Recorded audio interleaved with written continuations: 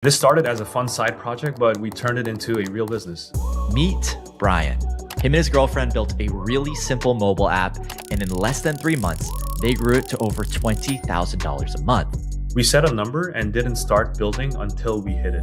You might think he validated the idea like everyone else, but no, he did something I've never seen before, and it's called the commitment metric. We made sure that people committed to this product before writing a single line of code. So I brought Brian onto the channel to break it all down for me. And in this episode, we'll dive into the amazingly simple app that makes over $20,000 a month, why you should resist the temptation to build anything until you hit this one number, and the new framework to validate business ideas in an AI world. This one is a great story, so let's dive in. I'm Pat Walls, and this is Starter Story. All right, welcome Brian to the channel. Tell me about who you are, what app you built, and what's your story? Hey Pat, nice to meet you. My name is Brian Shin, and we built a disposable camera app called Once. We launched back in December 2025, and fortunately we were able to hit 20K in monthly revenue within 83 days of launch. So today I really want to share exactly how we pre-validated Once before writing a single line of code, and also some of the growth playbooks that we had to grow Once from zero all the way to $20,000 in monthly revenue. Okay, cool. I mean, awesome to have you here. Would you be able to just explain what your app does, who uses it, and pull up some of your revenue dashboards to show that this is legit to the audience? Yeah, for sure. So Once is basically a disposable camera for events, especially for weddings, birthday parties, and these days even for some corporate events. So anything where a group of people can come together, have fun, and capture all the candid moments, Once can play a role there. And our pricing is based on the number of guests that you want to invite into your event. So if it's like a small birthday party with just 10 people, it's going to be just $2. But if it's like a bigger wedding, for instance, if it's like 150 people, it'll be $50. So that's the more usage, the more guests, the more higher tier that you would need to purchase in order to use Once. So it's been around 3 months since launching, and our weekly active users is around 10,000 to 12,000 users at the moment. And in terms of revenue, this month we're totaling around $22,000.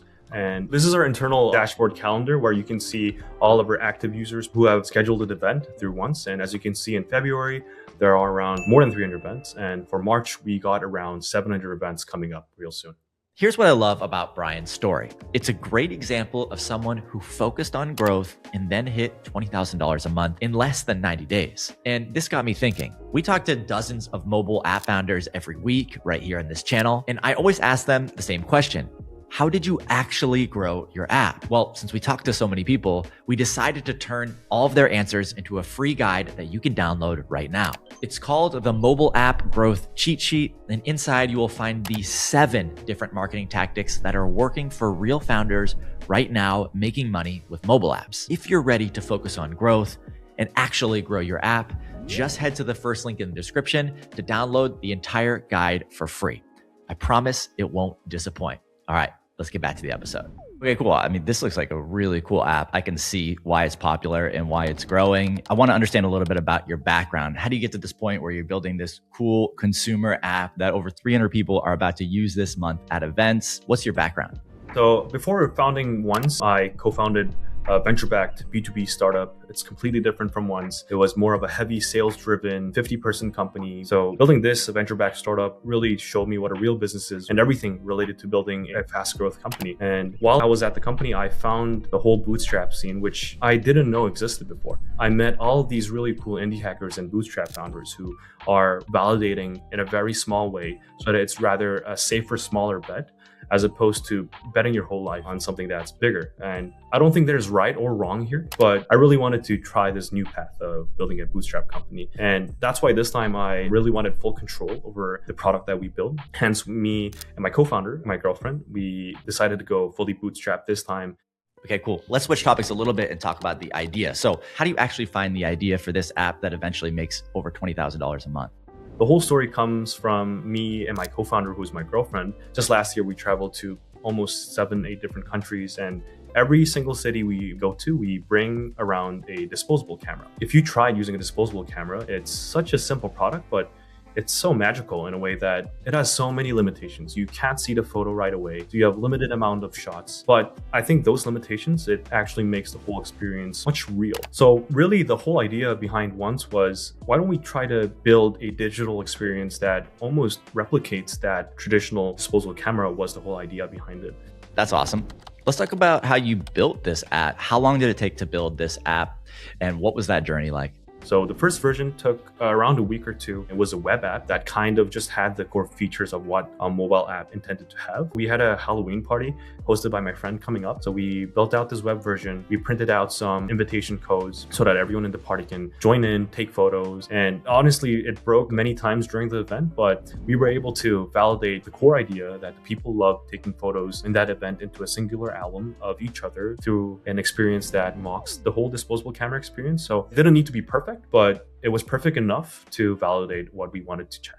My other question is AI. I mean, you just built this like 3 months ago. Did you just build it with AI tools, or what tools did you use?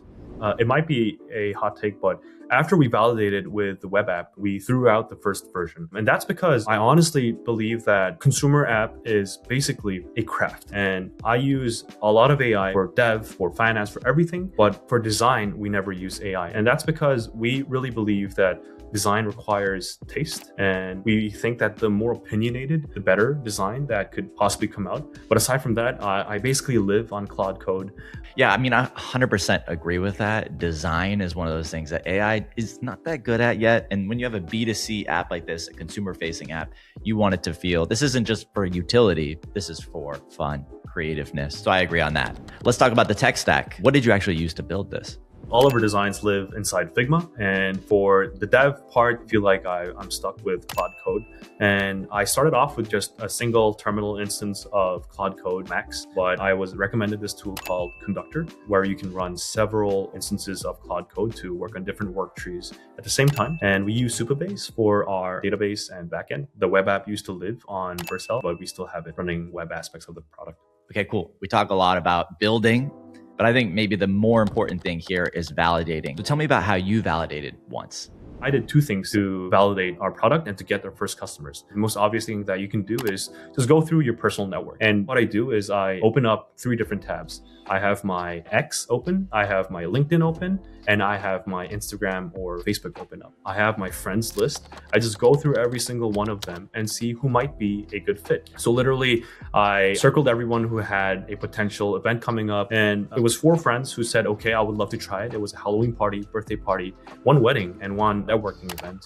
So this is the second part. Now you have to go outside of your inner circle and really try to reach out to everyone who could be your potential customers. So what I did was, since Once could be used at parties, at events, at weddings, I searched on Instagram, like hashtag wedding, hashtag birthday party, and cross-platform, we had around 250 to 300 people listed out. I wrote down a very simple cold message type of 2 to 3 sentences max that could grab their attention and try to pitch our idea so that they can try it out.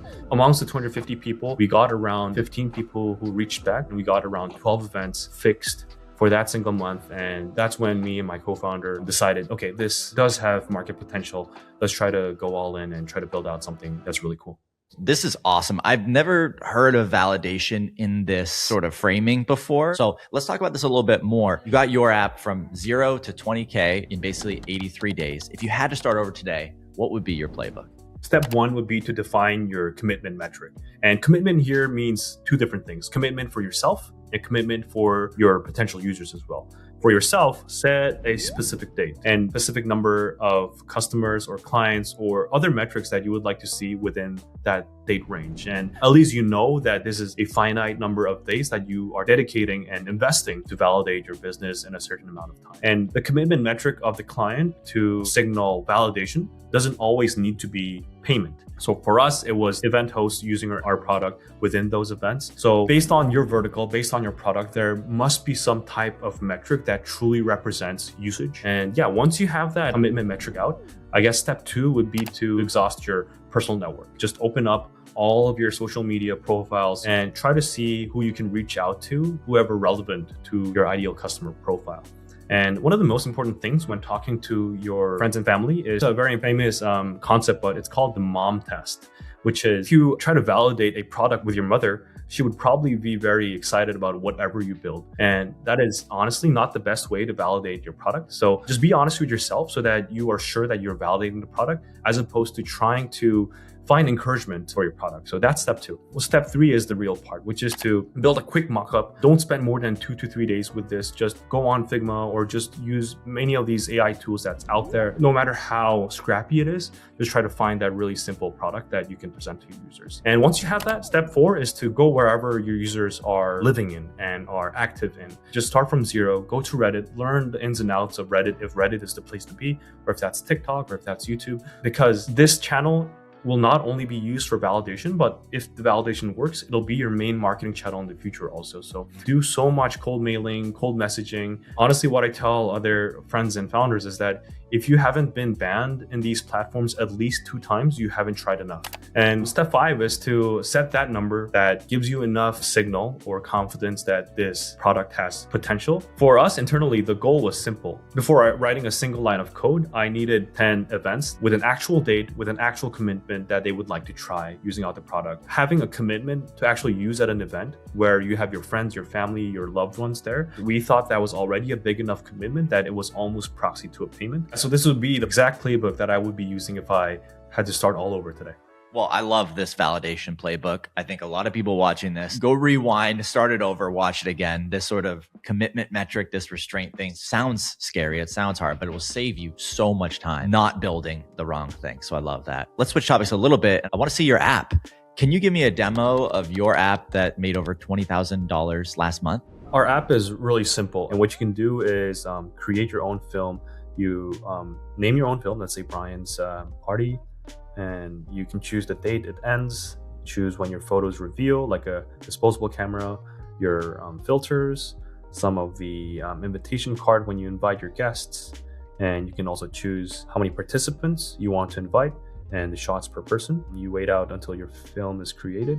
Once it is, you can start taking photos, and yeah, like a disposable camera, this will all be saved up, and based on your reveal settings, this might reveal later or might reveal now, and you can check everyone's photos in this album where everyone's photos all gather up in one area. Cool. Okay. Well, that's an awesome app. I love apps like this. Super cool. Last question that we ask all founders who come on Starter Story. What would be your advice to young Brian, or for anyone watching this who wants to come up with a cool app idea like you, make money, do indie hacking? What would be your advice? I think the most important would be to stop overthinking and just launch. Because I used to be a person who overthinks a lot. How do I do marketing? How do I do sales? But I realized that those are really not the most important things if you're trying to go 0 to 1. Rather, just spend that time talking to more users and just building out the very first version in like a week or 2 maximum, and just launch. Because all of your assumptions and all of your guesswork may go to nothing once you launch, and once users start using it, you might be solving a whole new different problem than what you were initially expecting. So really, stop overthinking and launch as fast as possible. Thanks for coming on, Brian, and sharing. Super cool app. I think it's going to grow a lot. Thanks for coming on and sharing everything. All right, man. Thanks a lot. All right, Gus from Starter Story. What do you think of this business, this app, Once Film? First thought is really cool product. A lot of mobile app founders we talk to, I feel like we've seen it before to some degree. I haven't exactly seen an app quite like this. I know that it probably does exist, but that's my first thought, is like just a cool product and like a cool dude. A lot of people have weddings and want this sort of thing in this like social media, organic world that we live in. I had a wedding.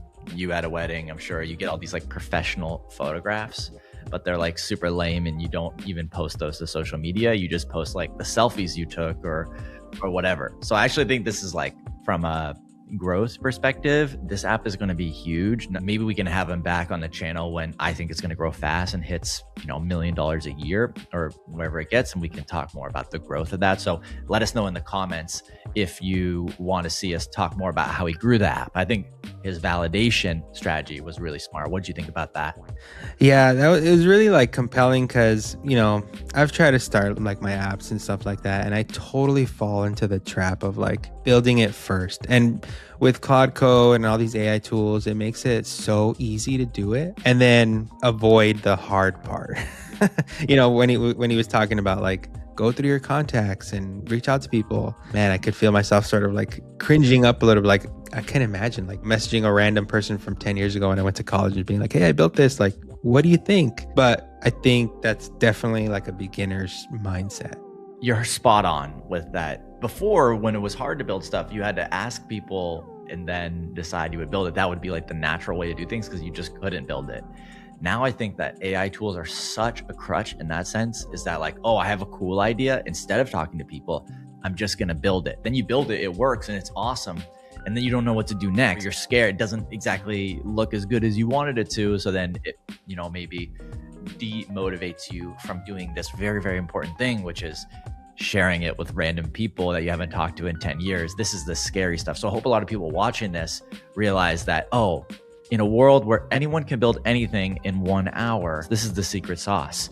Going out and setting your commitment metric of, I need 10 people to say they're going to use this thing before I finish it. So if you're thinking about doing the same, you may even built some stuff before, or you're thinking about jumping into Claude Code and starting to build an app, stop right there. And instead, go click the link in the description to learn about how to actually grow and validate a mobile app. We put together the top growth strategies for growing a mobile app, an iOS app, a B2C app. You can click that right down there in the description and get it 100% for free. All right. I hope you guys enjoyed this episode of Starter Story. We'll see you in the next one. Peace.